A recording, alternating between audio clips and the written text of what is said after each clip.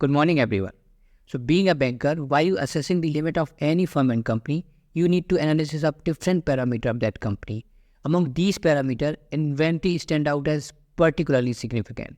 So, understanding the level of inventory of any company is very crucial because it provides insight into its operational efficiency, financial health, and operational risk. So, in this video, I help you to understand what is the inventory, type of inventory, and how to calculate inventory turnover ratio for calculating the holding level of company of that particular company. So before moving ahead, first we need to understand what is the inventory. Basically, inventory is a product which are yet to be sold by the company as well as the raw material through which final product are yet to be made. So when we talk about the furniture making company, let's say ABC company, it has different type of furniture product which are yet to be sold, and it has also some sort of goods for making the furniture product. So basically, these are the inventory of this particular company. Now talking about the different type of inventory. Basically, inventory are categorized into three categories. Number one is raw material. So it is the raw material through which final product has to be made, but company is not starting to use this material right now. If you look at the example of ABC company, here you can see these wood items are the raw material of this company through which the furniture product proposed to be made, but the company has not started to use it. So that's why this material lying in the form of raw material. Now second category है work in progress. So it includes those material on which company has already started the work, but these products are not ready to sell. So in the case of ABC company, the work has already been started on this material by way of making sort of cutting, design and painting. Since the work is going on, so it could not be possible to sell these products at this stage. So that's why we call it work in progress.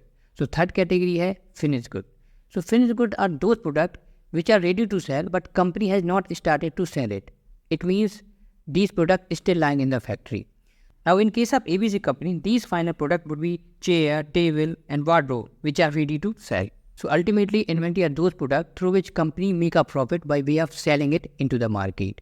So it is necessary to maintain the inventory according to its demand and supply in the market, because mismanagement of inventory may lead huge loss to company.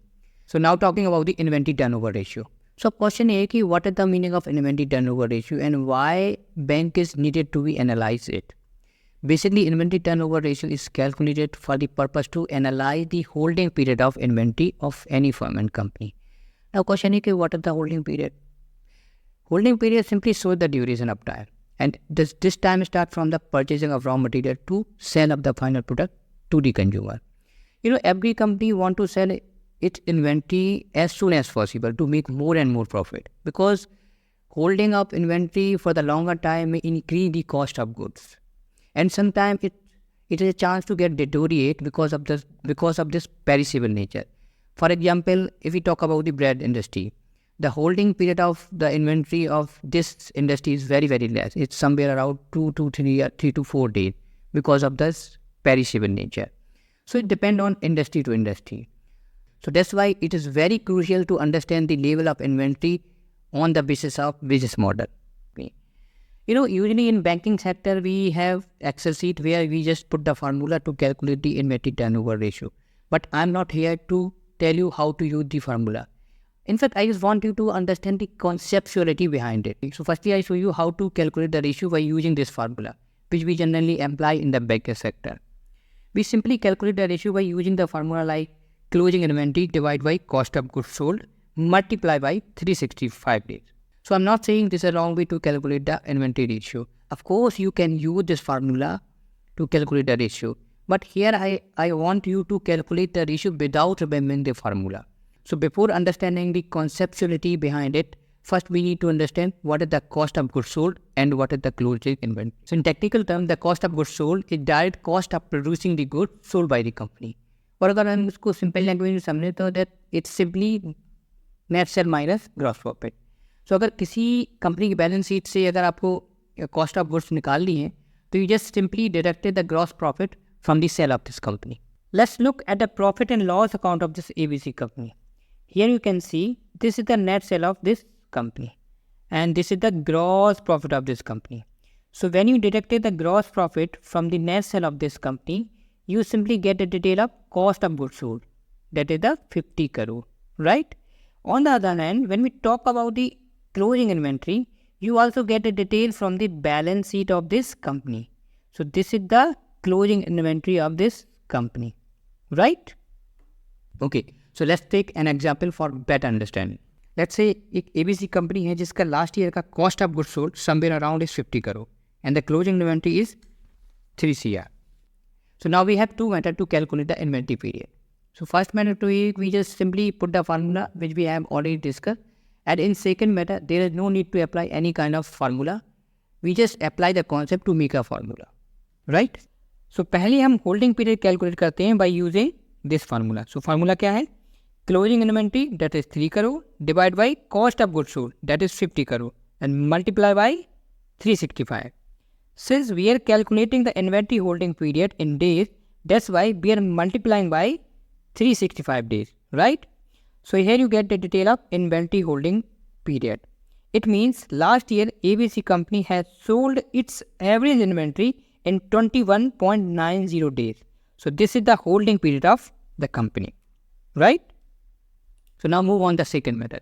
So for better understanding in a logical way, first we need to link the cost of goods sold with closing inventory. I tell you how.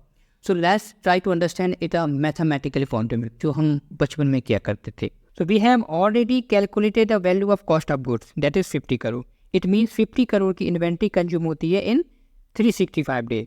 So एक की inventory consume होगी in how many days? That is 365 divided by 50.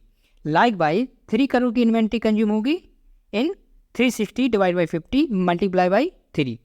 So here you get that inventory holding period in days. Now you must be thinking why we have linked the closing inventory with the cost of goods sold. I tell you why. For example, if you purchase raw material or you can say inventory of rupees 1000 during the year, let's say from April 23 to March 24. So during the entire year, company could use the inventory of rupees 900. That means the inventory of rupees 100 are left which are yet to be used by company at the end of the year. So that 100 rupees would be part of the closing inventory.